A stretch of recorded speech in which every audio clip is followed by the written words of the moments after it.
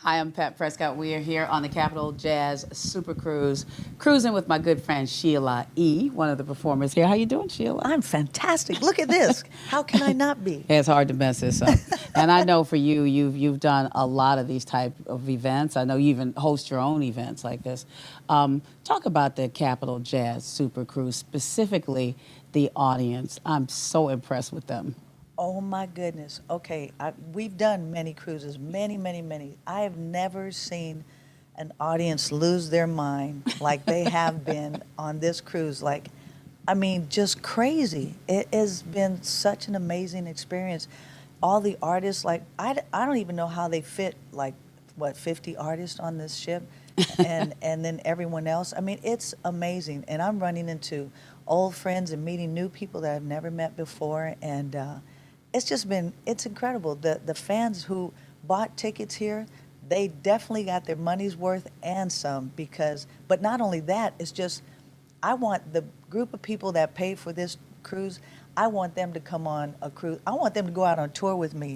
They're so And be your audience. be my audience forever, forever. Yes, absolutely. They're incredible. Well, one of the things about your show, though, in particular, and a lot of people backstage were saying this, that your main stage shows were super packed. I mean, beyond anything they'd seen. One thing is, a lot of the crew were trying to Yes. watch the show. I They were all in the know. back dancing and partying and having a great time.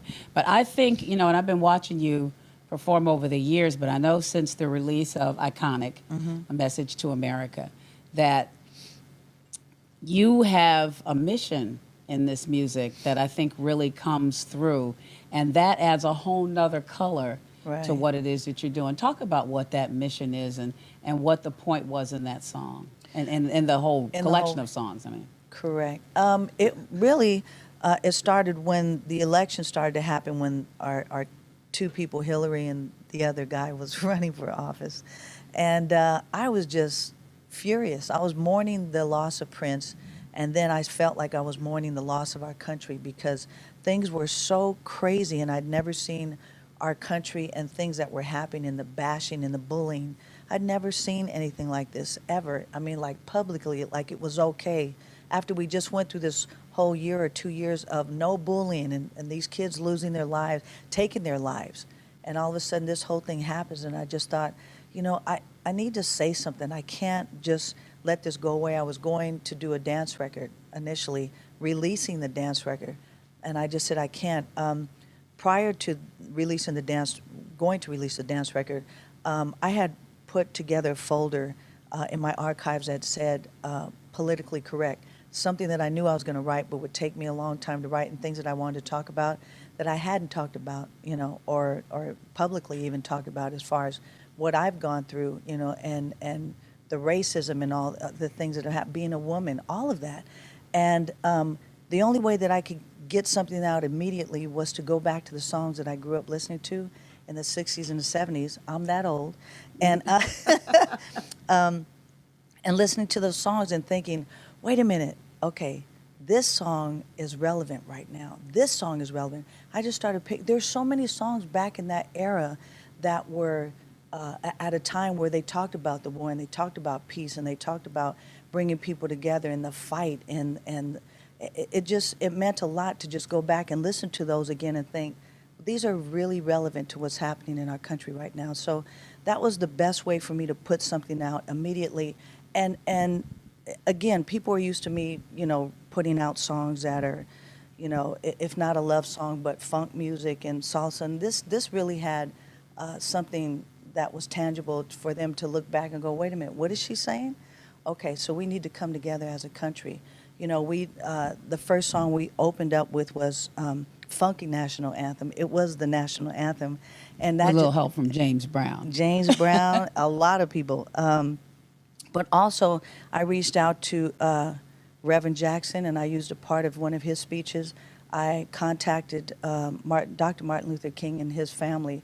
They allowed us to use parts of his speech as well. Obama, that intro just said something, and Kennedy as well, with what's happening right now and how we stand and what we feel. And it's deeper. It's deep. It really is deep. And this is a time where there's no messing around. It's getting crazier, and we have to do something about it. So I just thought with this record, Iconic, and featuring some of my friends, iconic artists as well, and us saying something about being together and making a change.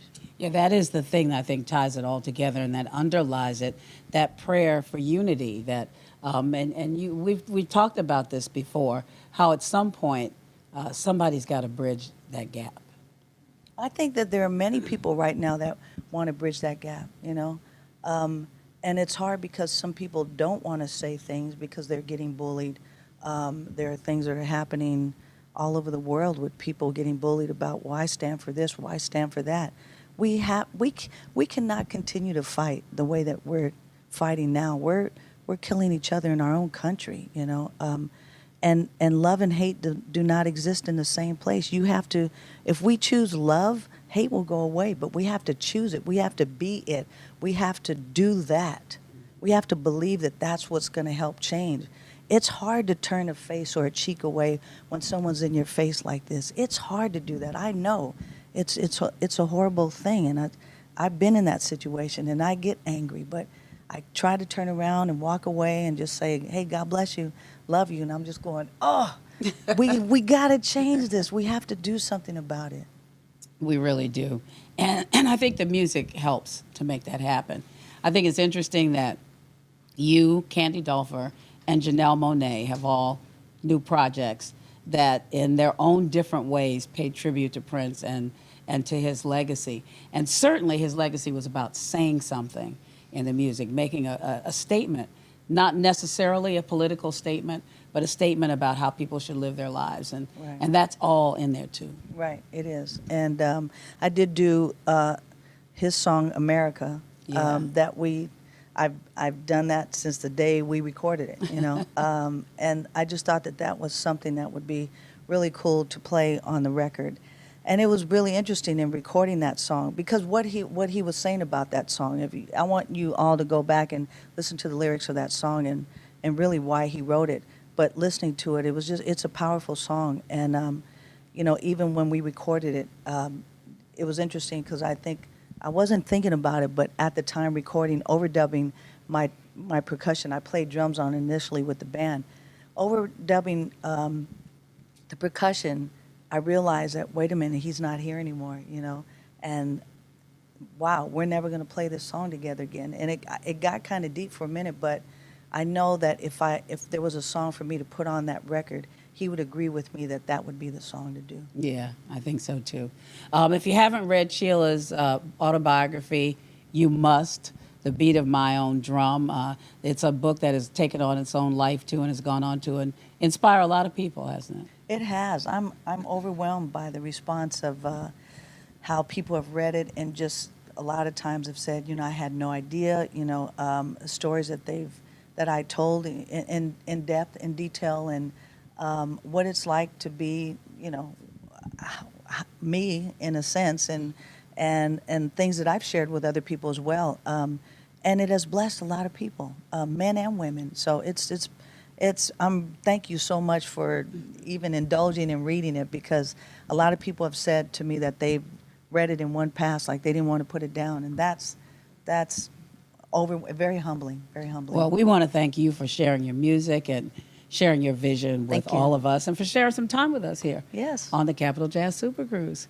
Where are you? You need to join us. Come and hang out with Sheila E.